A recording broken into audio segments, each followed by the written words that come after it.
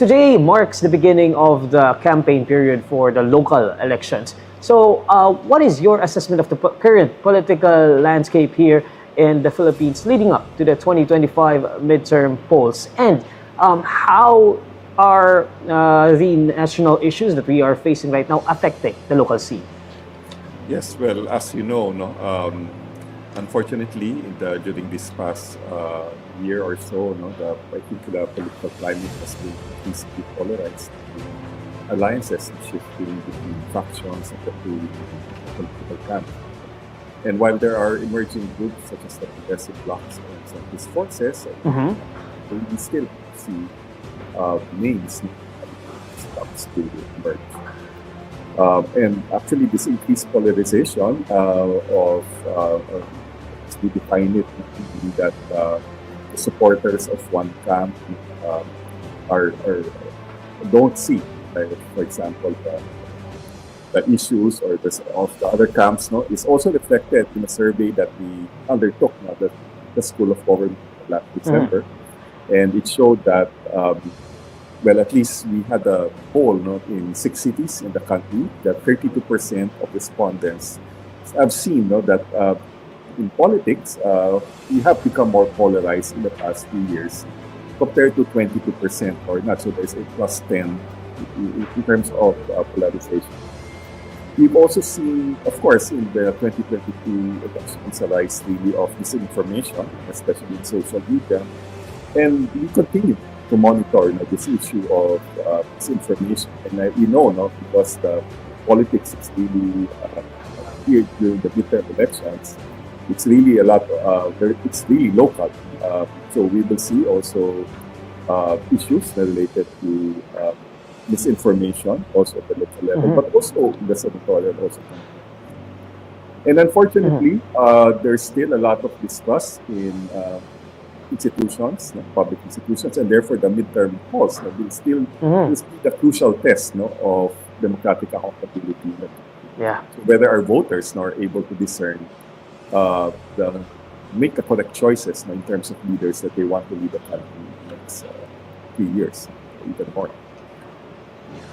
Okay, Dean Tuaño, this election will also mark the first time that we are going to use a different company to count our votes. This is the first time that Miro Systems is joining, and we have already veered away from Smartmatic, and they now are going to use the automated voting machine or the ACMs and not the vote counting machines of Smartmatic then. And this is said to be more improved, and hundreds of millions was also saved by our government, especially the COMELEC, in getting Miro. So there are some skeptics and there are also some optimists. But how about you? What do you think of this organization that's now handling our election?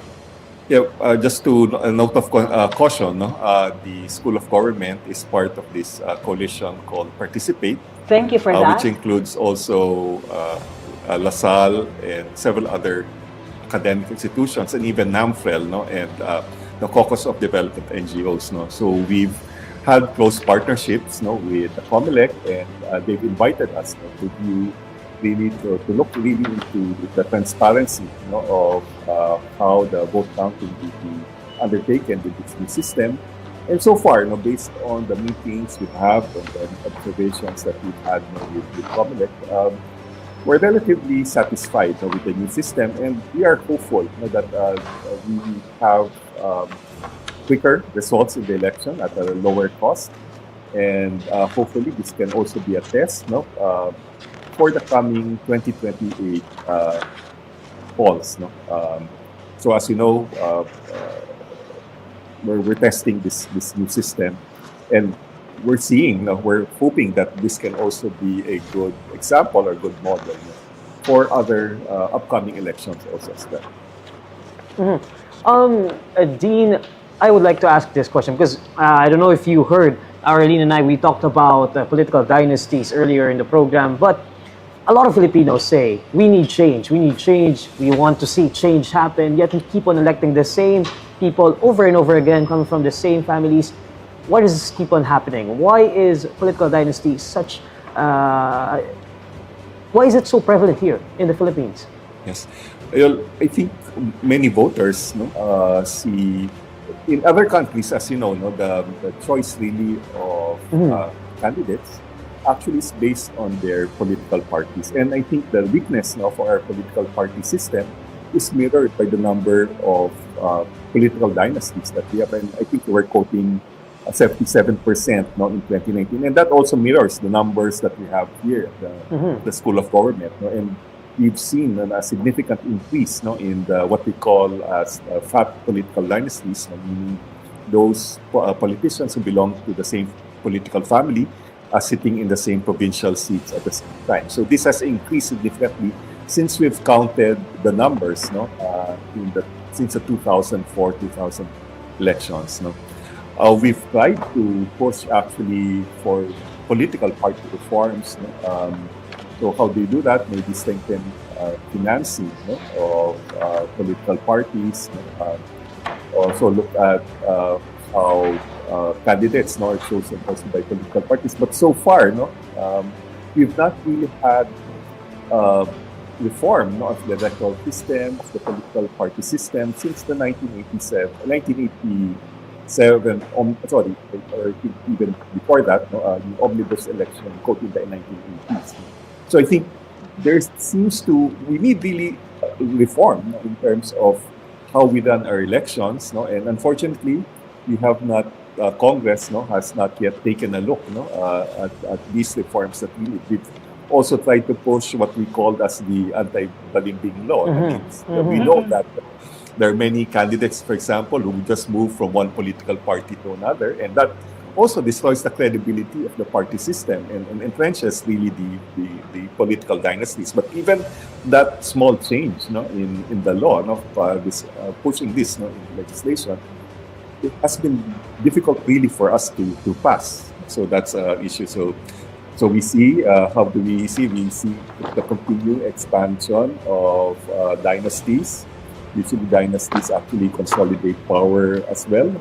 And this comes at a cost, really, at transparency, engagement, and inclusive participation. And maybe one indicator that we see that the presence of these dynasties in terms of patronage politics is the school also has undertaken a lot of what we call as vote buying studies.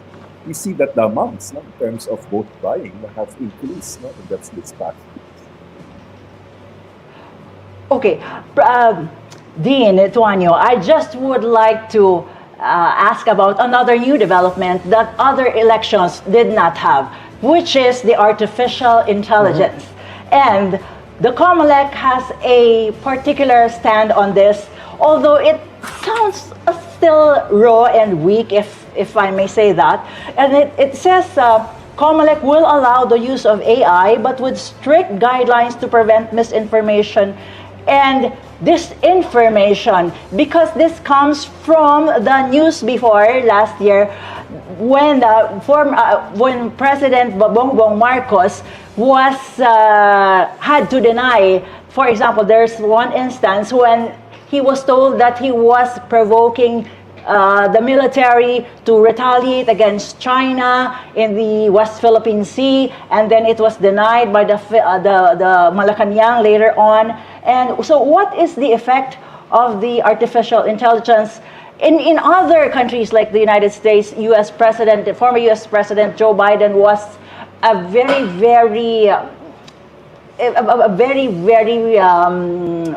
he did not know how to fight this, because there was a very nasty campaign against him being an 81-year-old candidate. So there was a time that there was a wandering instance, for example, in Italy, and it was proven that was fake, deep fakes. What is our protection against that? Yes, as you say, AI actually proliferates, deep fakes, misinformation, and I think because people have access to AI now. For example, consumers now, or ordinary citizens now, can even have access to generative artificial intelligence programs, no, at a very low cost. And I'm sure that this will actually be used in the election. So why I commend, no, the COMELEC for making a stance, no, against limiting the use of AI. I think it will be very difficult, no, really to regulate, no, this use, because this will mean that the COMELEC will monitor each and every campaign that's happening. And as you know, there are 1,400 municipalities in the country, so many cities and provinces. So I think the COMELEC will have very difficult time to undertake it. So this issue, no, really of misinformation, unless, for example, the COMELEC, for example, makes an example, you know, of certain campaigns, no, who blatantly release misinformation or disinformation program. So it will be very difficult. Again, just commend COMELEC for starting that. Well, hopefully they will maybe have some examples of violations which might deter future also campaigns from doing that. But as I said, it will be very difficult really to police AI because everyone already has access to that.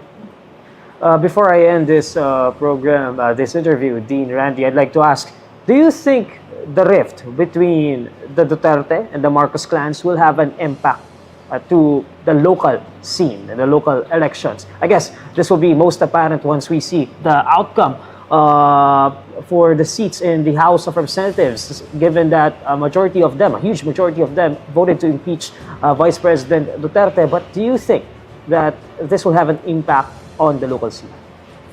Well, actually, I know that the camp, no, of President Duterte is trying to rally his base. No? So, for example, there are already campaigns, no, on the OFW. I've learned, no, that there are campaigns on pushing the OFWs, for example, not to pay their remittances. No? And I learned that there's also a big rally that's happening also. Well, I belong to a Jesuit institution, Ateneo Manila.